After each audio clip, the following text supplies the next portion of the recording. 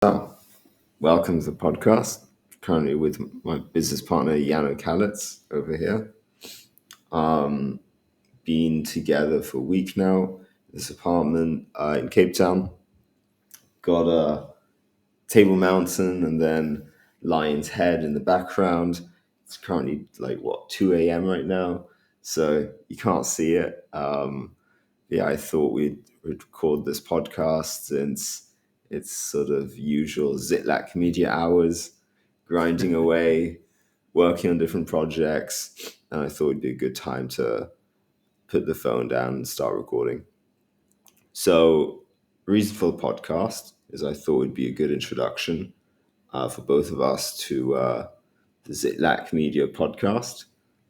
And yeah, let's get it started. So, quick background story.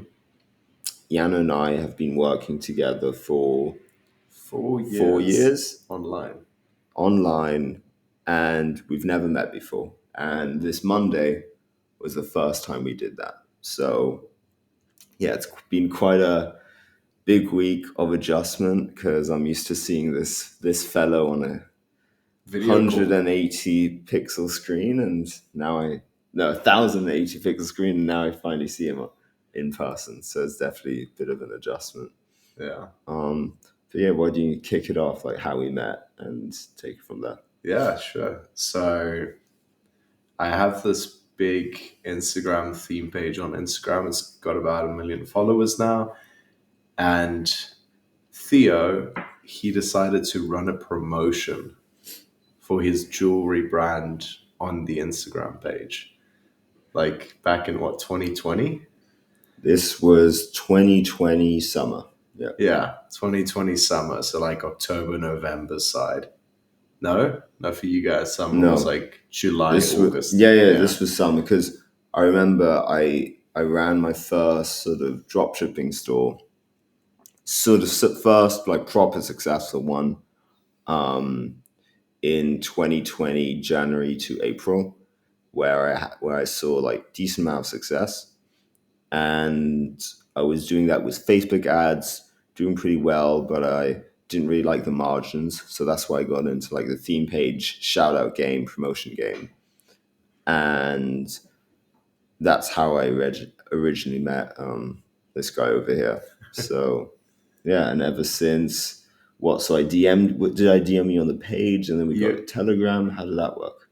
Your business partner DM'd me on the page. And then I was like, oh, like people actually can monetize with e-commerce? I mean, I've been monetizing with the theme page all this time with running promotions, story posts, feed posts, these types of shout outs. And I was like curious because I've heard of e-commerce, but I haven't ever seen someone like really do it who wants to talk to me. So long story short, I met this guy's business partner, and then I locate this guy by checking the business partner's profile, seeing who he follows, and then also just in conversation, Theo being brought up. And then, yeah, we start talking. I tell him like, hey, I want to monetize this page. Can you help me build a brand around this page? And then 2021, we built the brand around the page, ran it for about a year. Yeah. Yeah. Was it a year? Was it that long? Yeah. Yeah, I ran it up to 5 figures. And then what? Found, I suppose, better opportunities, if you could call it that. Yeah, well, yeah, let's get into it. So this was 2022 when we got into the other venture. Yeah, but 2021 was strictly just 2021 was running the brand. And for context, in 2021, I was also running a web design agency with another business partner. So I was both running the brand, running the website agency, and then just like also kind of going to school and finishing up high school. Yeah. And for me, I was obviously also in high school, but I was always networking, talking to as many people as possible, like the ecom space, growing the brand.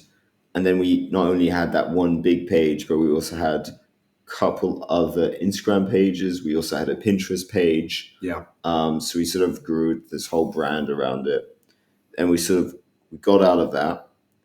And there was we had the shiny object syndrome, got into the NFT crypto market, where we worked on a project together for, was it 4 months? Yeah, around 3.5, 4 months. Yeah. Yeah, that was quite tough. I mean, yeah, we worked a lot. I mean, Yeah. my personal role on the team was promotions on different accounts on Twitter, and just managing overall partnerships with other projects and just marketing overall. I think we spent over $200,000 on marketing for this project. And then, Yano, what was your role with the project? Yeah, community management, getting mods together within the server, because obviously we had like a lot of people in the server. If I recall well, it was around like 40,000 like community members who've joined the past month. So yeah, pretty much just keeping everyone there engaged, working on all the graphic side for like his promotions, website stuff, just general advertising stuff as well, just helping you who's building the partnerships have material to then have to post and spread the word. Exactly. And my whole thing was just networking, talking to as many community owners, influencers as possible, and just setting up as many partnerships as possible, and just growing the community that way. We ended up with, I think, over 45,000 Discord members, 15,000 Twitter followers, I think. Yeah. Instagram present wasn't too big. It was mainly just Twitter and Discord. And a bit of TikTok actually. Oh yeah. Oh, like- true. Because like we had those 8K promotions. on TikTok. Yeah. True. Yeah, and we had TikTok. But anyways, the project ended up a bit of a tricky situation. I don't think we'd want to explain it, right? Yeah. No, Basically, not going to. yeah, developer didn't really Messed up. up, and some other stuff also happened. Anyways, we didn't make any money off of it, and Was promised 6 figures each. and was promised a lot. Yeah, 3 months before we started working at the project. exactly. Worked every day and night on that thing. I mean, looking back, I think I averaged like maybe 4 hours of sleep yeah, those 3 months of working. And because it's the just thing, like yeah, tough because you're working with Americans who are obviously like 6 to 9 hours behind your time zone. So you got school during the day from, let's say, 7 a.m. to 2 p.m. And then the Americans wake up and then it's like, okay, now they're working like full day. and it's not only Americans. It's keep in mind, this is the crypto market, so crypto never sleeps, right? This was during the bull market. Everyone's always online, weekends, weekdays, 24/7. They're in their Discord servers, in their Twitter DMs, texting. No one ever sleeps in the crypto market. So that was quite detrimental for us too. But also, I think, did I get you any clients during that phase for your own agency? No, I put a complete pause on the agency itself to focus on the NFTs. That's why I kind of broke up that relationship. Got it. Okay. So we put a pause on the brand. We put a pause on my agency with my business partner, but it was kind of like a mutual agreement because he was also at the time like very into high school, finishing that up just so he can later on focus on a business. But yeah, I mean, in retrospect, yeah, built a lot of solid connections from other servers from the NFT space, which then enabled us to have like a really good jump start going into a new business model. And then something I also want to mention is I think having like 200K to spend on marketing alone was like a really good exercise of finding and validating contractors and kind of leveling up your sophistication when it comes to who I should be working with and who I shouldn't be working with. Basically, identifying all the red flags when working with people overseas, which you have no control over whatsoever once the money is sent. Especially in crypto, since when you're sending on Binance or whatever platform we were using then, as soon as it's sent, It's not coming back. it's not coming back because there's no refund mechanism Yeah. on the blockchain, right? Yeah, it's just you trust the guy's word. Um, See if he delivers, but at the end of the day, you have really zero control. So that was the project. This was then May. We launched Epic Failure. And then Janno and I sat down and we're like, okay, let's start a new business. It took us, I think, I think it took us like a week or a few days to process this. And like, Oh no. I checked back at the chats the other day.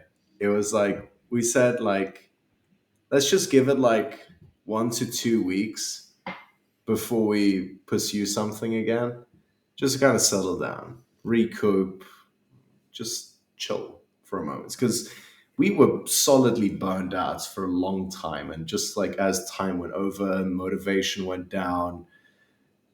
I don't know, interest in the thing went down, and like when it finally ended, it was like a bit of a relief, but then was like, I want to actually get some sleep, And then we said 1 or 2 weeks later, we're going to restart something.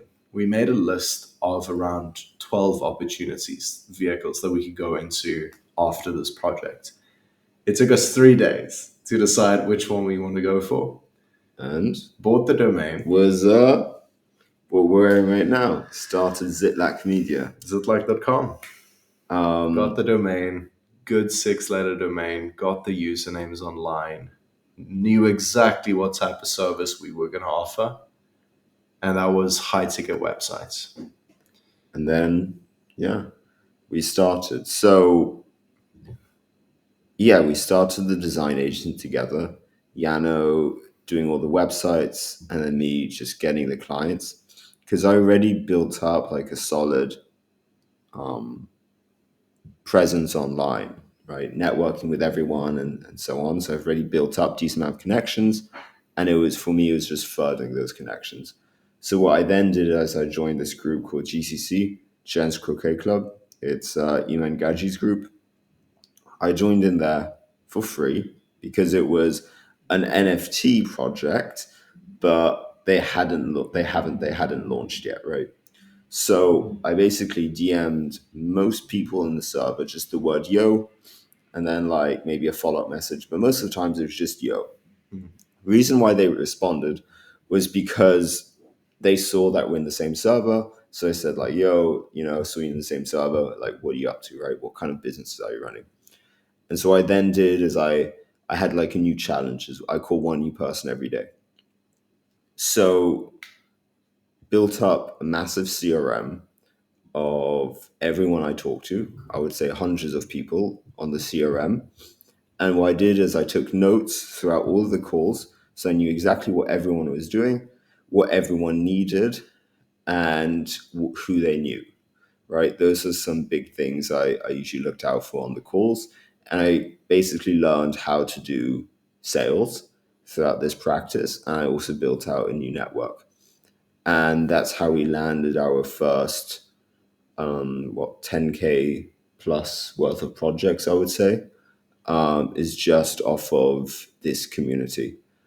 And then, that's how we sort of originally got the first few clients and how I started my whole outreach thing, I would say. And then for you, like on the design front, how was that? Yeah, I mean, I had the experience all the years building up Instagram pages. Like, I had that one big Instagram page, but also had a bunch of others. And the thing is, like, what I saw in the market, like, everyone just tries to repost the most viral content from other platforms onto their own page. No one really cares about how that ties into, like, the overall brand. And the way I wanted to differentiate myself with those pages is make everything look good.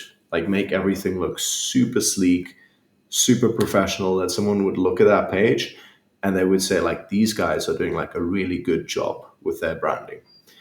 And that kind of transitioned into websites, which I then did with a previous business partner. Did a couple of websites. Only problem there was me and him were way too focused on doing the work versus actually getting the work. So we liked the fulfillment part, both of us, but no one wanted to do the sales. And then it made so much sense doing something with Theo because he's super strong on the getting client side. And then I'm strong on the let's have a product in place to give the clients. And that's why the partnership has been working out so well thus far, because we know exactly what our roles are. We obsess over doing the best in those roles. And that's why I think we have a superior network at our level and a superior product at our level in business at the moment. Mm. And I think if we keep it up, both those are going to grow over time by just doing good work and meeting good people. Yeah. How much did we charge for those first projects? Do you remember? Yeah, I think we charged for that supplement company. Was it 1.5? 1.5? Yeah, and that was a full Shopify store using Webflow Udesly, Yeah. right? And then it was what, Design, homepage, development, branding, copywriting. Yeah. It was the whole thing. We would have charged a lot more these days, but yeah. And keep in mind, I still did all the work there. Now we have a team in place, which takes a lot of my work with my hands. I can now just guide the team and give them inspiration, references, briefs. But back then it was just me designing and developing. So it was like super time intensive up front. And you got us a client way too fast. Because the first order of business was like, okay, we're clear on the offer, we're clear on the let's make a website. Product. Let's make a website. Exactly. So the plan was to make a website quickly, but that plan soon it became second priority, and then after another client, it became third priority.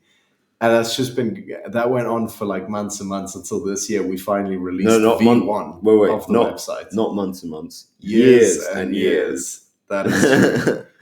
Although this year we released our first version of the website, but it's still not at the level that I would personally want it, just due to the fact that I always prioritize client projects above my own. Yeah. But let's quickly go back. So we signed a few projects.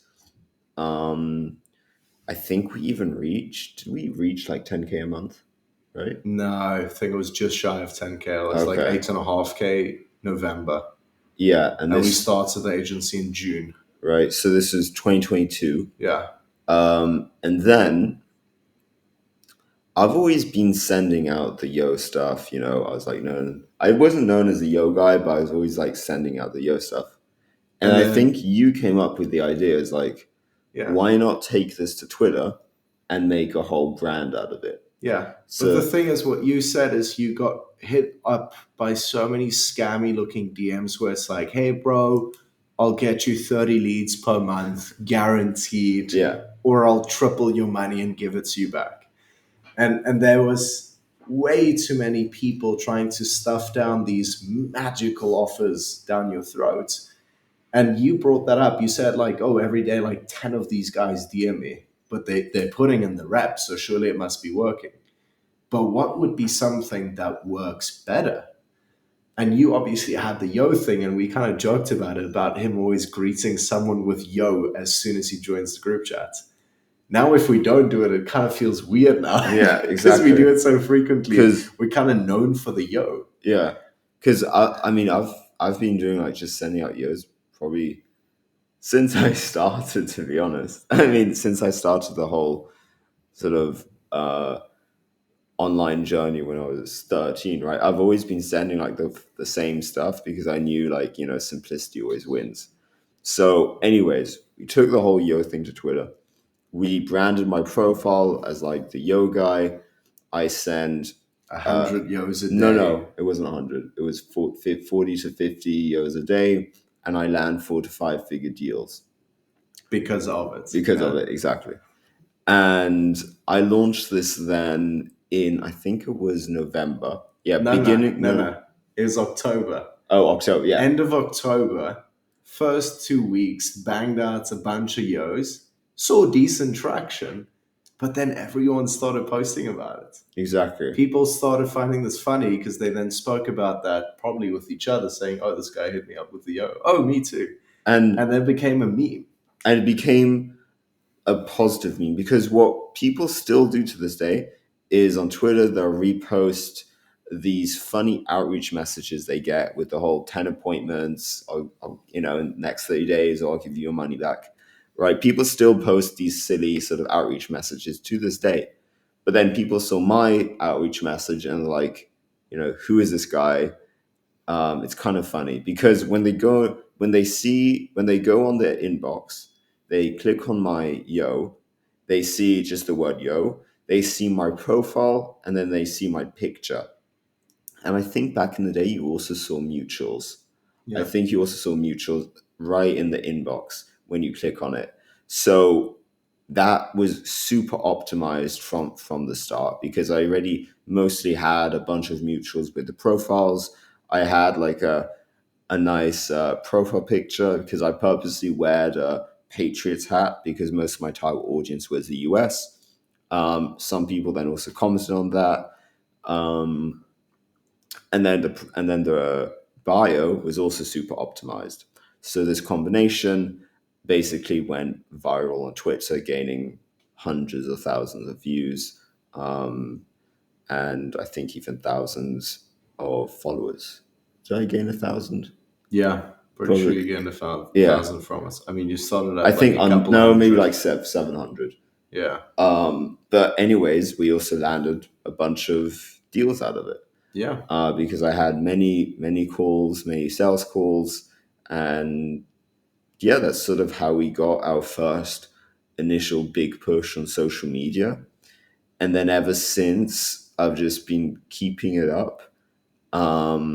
Not at the same volume, but still at a decent rate, working with bigger clients, and just, I guess, vertically scaling the agency that way, working with bigger clients, finding big influencers, then to DM all of their followers, which just gives me new markets, right? The way I see it is, as soon as you work with like a big influencer or a big client, you can then go through all of their network, work with them, and then it just gives you like a network effect of the warm market size for your agency.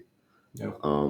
But yeah, I mean, why don't you talk about like the product side from like November 2022 to now? Yeah. So I suppose on the product side, like I said, after like a week of starting the new agency, we landed our first client for 1.5K, supplement brand. And I mean, I told Theo like right off the get go, like, hey, something you have to know about me is I'm always going to perfect over my work. And even if even if it takes a bit more time, I want to always reach a point where I'm fully satisfied with the level of work provided, because that quality of work just becomes such a long-term asset for sharing. And it's like you've had endless amount, well, I mean, you still do, you have endless amounts of pieces of content you can post on Twitter, send to leads, send to potential clients, just because of the fact that they are well done and you're proud of sending those around and you have confidence in landing them as clients based on the previous work we've done. So like right off the fact that that first project was like, okay, this is going to be the mindset I'm adapting, because you have a lot of guys on Fiverr, Upwork, freelancers here and there online that we could be competing with, to charge $300, $500 for a website, where the name of the game there would just be speed and volume. And the thing is, we always opted for the more quality routes where it's like, okay, let's spend more time per client let's have more money to work with per client so we can pay a team to do excellent work on top of the work that we're already doing. And yeah, I suppose that's kind of been like a foundational principle in the agency. Personally, what I like to call it is quality obsession, just like this ruthless pursuit for making the best thing possible. Um, like never compromise on quality, like fully obsess over it. And yeah, as time progressed, the different types of projects changed. I suppose most of the niches we worked with at the start was e-commerce because you had a lot of e-com connections. Then we went into the whole kind of community space with the sports betting clients, which has like a community on Discord. And then we also got introduced to the software space with Quite early on, actually. yeah, Yeah. yeah. I suppose It was already. I don't. Let's not say, but it was in that November yeah, where it was we worked with them. We didn't yeah. get fully paid. But But yeah, no, we've been working with a bunch of niches right from the get go. yeah, But and yeah, I suppose the niches we're working with now mostly are the niches we kind of started out with. Like it's always kind yeah. of been in that industry. But now we're putting more of a focus On on software. the software industry.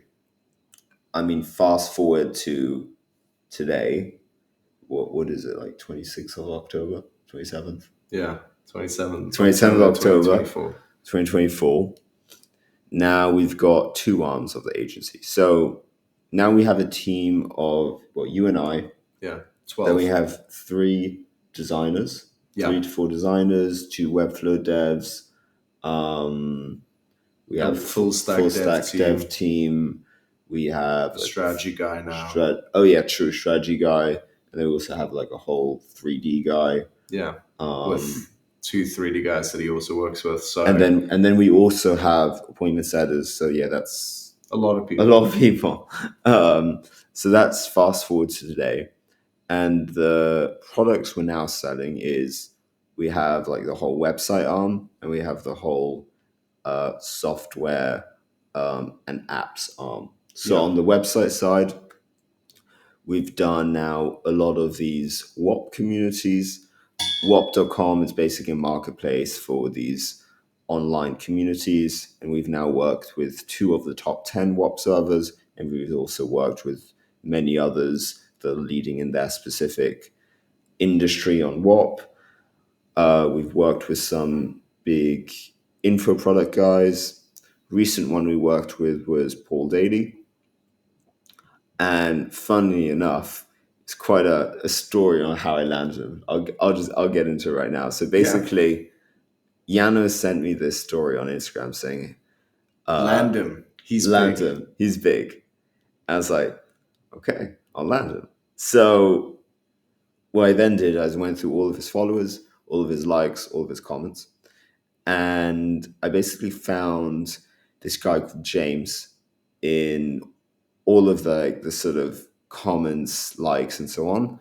I found out he has this group that I then joined because he paid a lot of money to join the group. I paid a lot of money to join the group, and he basically said, "Yeah, I'll help you out.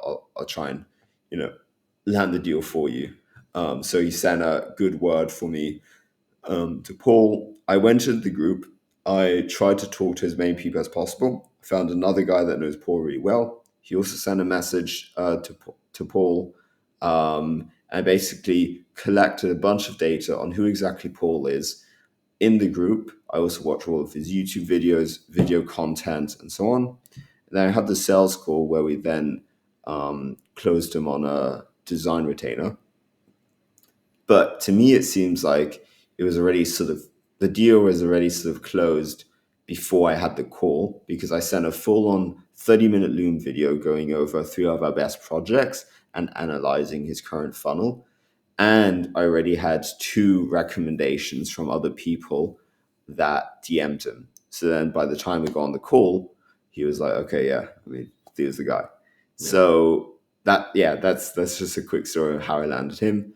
And then just to extract the lesson out of that, that's like a lesson in what quality and volume gives you. It gives you a certain level of intuition to get deals like that in ways that people would not even be able to imagine. Like, no one I know has ever gone that far to get on a call with a lead, like pay, yeah, thousands of bucks to get Yeah, on a call with someone. And that's just a call. That's no guarantee whatsoever. But it wasn't just the community that he joined and got the recommendations. He put in the work. He gave website audits. He gave ideas to the guy. And the person who watched the Loom video, at least when I saw the analytics, it was 75% viewed. And that was like a 30-minute Loom video. yeah, So it's like when you treat your leads as if they're already clients, I think it's very easy to just turn them into clients. exactly. But just going back on the topic of the type of clients we have. So yeah, we have info product guys, we have these online communities, and then also we have marketing agencies that we're working with. Yeah. We're looking to work with, I mean, we've currently already worked with a branding expert. He's Yeah. done branding for some of the largest Companies performance in the US, like wellness sports brands. companies. Don't want to say who, but yeah, some of the large Like, brands, yeah, your yeah. household names. And he's done the whole branding, and yeah, we're looking to do his new website too. Yeah, his agency and website, Yeah, his venture studio website. and then yes, and then we've also doing a lot of software websites too, because that then goes into the new offer that we're now pushing to, which is making software and apps. Yeah. Right. So, quick backstory is, Janno, you were designing a bunch of apps for this. Was it an agency back in the day that worked with Yeah. our current developer? Yeah. Designed And about 6 apps myself. Yeah. exactly. Like fully fledged, multi-hundred page This apps. was 2023. Yeah. Correct? 2023. These were big crypto apps. Yeah. And yeah, we met this developer, and yeah, we've been we took a pause on communication, but then yeah, we've been working with him ever since. And fast forward to today, I don't think we should mention the clients we're working with right now, right? Yeah. Okay. Let's keep that private. Let's keep private, but we're working with some big business influencers within our niche industry, you could say. Yeah. We've got a few projects that we're working right now, and we're shifting the way we think about how to run our agency. So previously it's been one-off projects. Project size is anywhere from, let's say, 3 to 30, 40K or so. And this is USD. And now our goal is to charge an upfront fee plus equity within the business. Yeah. And that is our new model. So with all of these software and apps that we're now building, is we want to charge an upfront fee plus equity. And yeah, we're slowly getting more and more customers for this particular offer, because that is how we're actually going to scale not necessarily Zitlac Media, but it will be like a venture studio type of Zitlac Media. So it'll be some type of arm of it. Zitlac Ventures, whatever we decide on calling it. Lollipop Ventures. Lollipop Ventures, yeah. Yeah, and the whole reason behind that is simply just because the agency model, especially in our type of industry, is way too once off. It's just one-off projects here and there. The next month right after, you're worried about, okay, where do I get the next set of clients? And the thing is, you don't want to go and charge clients like $200, $250 a month for a website maintenance fee. Yeah. I mean, personally, that just doesn't seem like a massive value add for me. And I get how some agencies do it because they then keep the clients engaged, but it just seems like a very dark way of squeezing some more money out of your clients. And I think I'd rather want to help out my clients make more money with their own businesses than have to just be like this opened up leak inside of their business, just bleeding out money every single month, bit by bit, to then help support myself. Yeah. So that's why the whole partnership route is so extremely attractive, because then we also have skin in the game.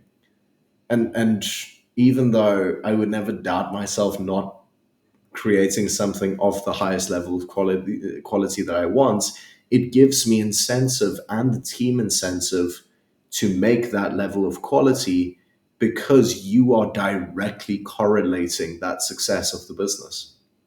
Exactly.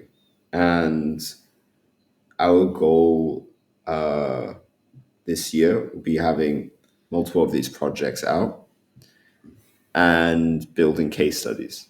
Yeah. And then 2025, we'll be using these case studies to land even bigger deals. And that's how we'll mainly be scaling, I would say, plus having the whole website side. Yeah. So that's sort of our I guess you could call it a game plan, Yeah. and seeing where it takes us. But business wise, yeah, that's sort of the goal there. Let's talk about more fun stuff. Let's talk about location wise. So, yeah, so we've been here in Cape Town for a week now. What have we done so far? So, Arrived Monday at the airport, yes. ordered an Uber, ran around for 25 minutes trying to find the Uber. Then we got into the Uber. Oh, and first of all,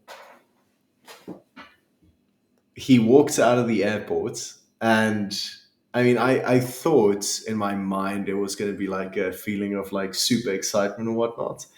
But honestly, though, like after 4 years of working with each other, it was surreal seeing this guy in 3D. Like it was kind of like mind blowing seeing each other in 3D, just because of the fact that, like you said, we've been seeing each other on a 1080 screen Yeah. all this time for 4 years. And I mean, if we be honest, I thought Janno was taller. No, but yeah, jokes aside, yeah, no, it was definitely surreal, because I don't know many people that have made, you know, a lot of money together, done a lot in business, had so many calls that have never met. And never met, being 8,000 kilometers away from each other, two different continents, Yeah, sides of the world, yeah, north and south. exactly. So yeah, anyways, surreal. Yeah. Then we met, came to this Airbnb, slept, and then did we play the paddle game the day after? No. That was Wednesday. Okay, Wednesday. So then, yeah, we Yeah. work together and slowly adjusting to this new feeling of working together, which is definitely a game changer. And I think we still haven't seen the full effect of working together, but I think we'll see this effect in the next coming weeks. Yeah. In terms of productivity and so on. Yeah. But anyways, then we go to this paddle game. I would say this is one of the funniest moments ever. So, am I allowed to tell the full story? I won't mention names. So I can talk. Okay. Yeah, of course. So, I hope he watches this podcast. yeah. so we go to this paddle game. Jan and I, we're like, oh shit, we're late, and then we show up, and it turns out we're actually not that late because there were people that came there afterwards. Anyways, first game, Jan and I. Keep in mind, this was my second time playing paddle. Yeah. Janno. I've played a bunch of times, like 15 times. Yeah. Janno's pretty decent. And thanks, man. Yeah. So we play against this German guy and some sort of South African guy, bit of a vlogger, because he had his Bismo. What's the camera GoPro, called? No, it's not GoPro. It's like Sismo or Bismo. I know. Whatever. It's some because my friend George has the same camera as well. Okay. But anyways, sets his camera in different chords. I was like, oh, hello. And then anyways, we win against them. It was I think it was a pretty easy game, right? Yeah. Pretty easy match. And then we shake. good game and so on. Then we play another game against new guys. And then, we're sort of halfway into it. And I look across, because since it's paddle, all of the walls are see-through. And I look through the see-through wall and I see the German guy that we first played against is sitting under a bush or sitting under a tree, straight across, meditating, full on meditating. I was Hands in the air, knees crossed. I was like, oh wow, this he definitely did not like losing there. And I was like, oh Janno, look. And then we had a good laugh. Yeah. And then the paddle games, we won all of them. So I haven't lost so far. We have not lost so far. Unbeaten. Undisputed champions of the world. We have not lost. Yeah. And so we won and met some other, I guess, entrepreneurs / digital nomads. Yeah. We got some food, and then came back. And what have we done since then? Just been eating out, meeting new entrepreneurs, sort of in the space, working a lot. It was kind of stressful this week because I came here on Monday and just sort of thrown into the work week. But now we finally had this weekend to sort of recover, you could say, recuperate, and now we're ready for this new week. And we've got a lot of big calls, exciting projects to kick off and to talk about this week. Yeah. But so far, I went out on Friday night, had a nice Shabbat dinner. And then we played another paddle game on Saturday. Where we played against these two sort of South Africans. Yeah. And then one of the South African then hit his girlfriend with the racket. He went on accident, but very easily avoidable. Very easily avoidable. The girlfriend was sitting by the net, and the ball was like just outside of the court. But the thing is, the way paddle works is the entrances by the net are still open. It's pretty much a drop shot that had a bit of an angle to exactly. it. Yeah. So then he runs and he sees his girlfriend there, but he still keeps running. And then with his racket, he sort of hits her nose. Yeah.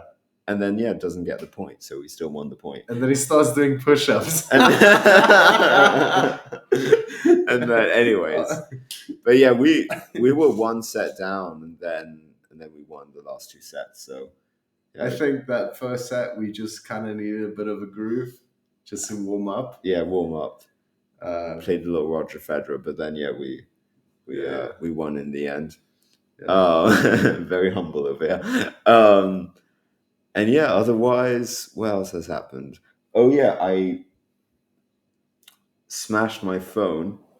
We were at the gym, and Janno was like, "Oh, I bet." So what's the machine called? So you got leg raises, right? Leg raises is where you hold your arms out. You can also do like tricep dips on the machine, but you hold your arms out and you swing your legs up to work the core.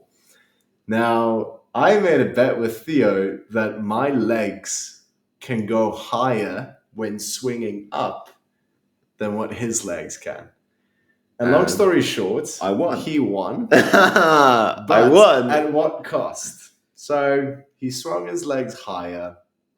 He's got not higher. I all the way up. All the way up. Yeah.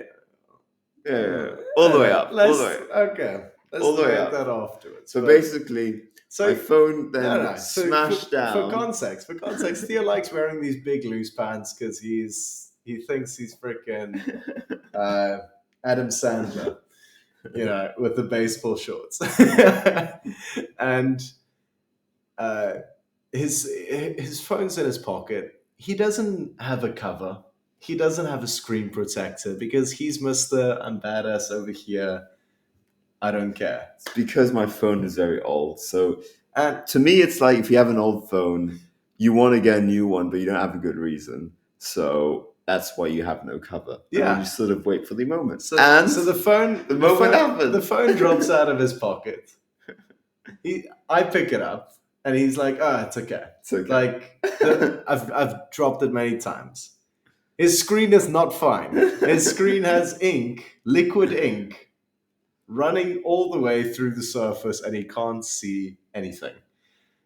No. And then immediately, then it turns on. It did turn on. It did work. It did work. I used it for a couple of days. Yeah, let's just say it's not optimal usage. Yeah. Yeah, I might be exaggerating there, but yeah, it was not great. But immediately, he's not in a emotional phase. Let's call it that. He's in a solution-oriented phase. Within 2 seconds of seeing his phone screen, he's like, "We need to go to the Apple store tomorrow." I said, I gotta get a new phone. Yeah. Deciding what I should do with this cracked phone. So personal so either I turn this into a personal phone, or I do something sort of reckless with it. So comment in the comment section below of what I should do with the phone. I'm thinking I should just throw it out the window and see what happens. But there are also other, other things I could do with it. So yeah, that's. Or you can give it to like a shop owner down here and say, "Hey, here's a new phone." He's gonna be out of his boots. Yeah, I should probably do that. be the good person, G. I should probably. Now we're 1 week here in Cape Town. The plan is I got this Airbnb for 2 more months. So we're here for 2 more months. Then I go back to Europe. Janno goes back to his family. And then the plan is to come back to Cape Town, most likely for a few months. But now that I'm here in Cape Town, I'm more like, okay, maybe we should buy a place. Yeah. So now we're looking at 2 months of staying in the flats. No, 2 days. Sorry, 2 days. 2 days. 2 days of staying in the flat. Theo and I are like, this is a pretty nice flat. How much would it be if we buy it? And then now we're looking at places to buy, maybe long-term rental. But yeah, I just don't know how Cape Town is during the winter here. So cold and rainy, my friend. Exactly. Cold and rainy. So that's why not as bad as London, but semi. Yeah, at least you have nice scenery, right? You have the beach. Yeah, exactly. You got a mountain if it's not misty. And London doesn't have anything. Anyways, or we go to the US, which is also a very good option for us because all of our clients reside there. 80% of our clients, I'd say. Maybe even 90. Yeah. As of recently, probably 90. I'd say, past 6 months, yeah. Yeah, 90%. I mean, we've got some in Dubai, some in UK. Milan. Switzerland. Yeah. But then again, it's a handful. I mean, most. Exactly. Most the US. So it makes most, business sense to go there. The hotspots would be New York. Most of them are Miami. And then a lot in LA, California. So yeah, the plan is most likely we'll go to the US. Probably it would be March, April. Maybe spend a few months there. Then maybe go back to Europe and then come back here for Cape Town for the summer here. So yeah, that's sort of the plans travel-wise. Plans business-wise already covered. And yeah, that pretty much wraps up the first Zitlac Media episode. I mean, I already did one with George, but this is the first proper one of us two. Me and you. Yeah. And the plan here is just doing more episodes. I think a lot of it will maybe just be us two talking about current business problems, stuff we're facing, and then also bringing on guests that I meet up here in Cape Town with this mic and sort of setup. It's not a professional setup, but if it works, it works. Exactly. It's episode number 1. Everything after this is just going to be better. And then maybe get a professional setup once we get more views. and build up, more of an audience. Wait, so you're saying we're not going to be overnight famous? You promised, G. Come No. on, Theo. Yeah, I'll promote on my Twitter. We'll be overnight famous. I mean, that is how it works, Yeah. So, anyways, hopefully you made this far. Thank you for listening. Thank you for watching, and we'll see you on the next one.